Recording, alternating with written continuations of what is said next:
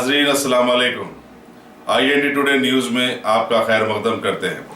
आइए देखते हैं ये तस्वीर। रियासत तेलंगाना के जिले तांडूर में राजू गृहा कल्पा कॉलोनी ब्लॉक 54 में कल शब 3 से सुबह 6 बजे के दरमियान इलाके की महकमा पुलिस ने सुप्रीटेंडेंट ऑफ पुलिस की सदारत में कॉर्डन सर्च अंजाम दिया और घर घर तलाशी लेकर बिना पेपर्स की 24 टू व्हीलर्स और 4 मुश्तबे अशखास को अपनी तहवील में लेकर तहकीकात शुरू कर दी।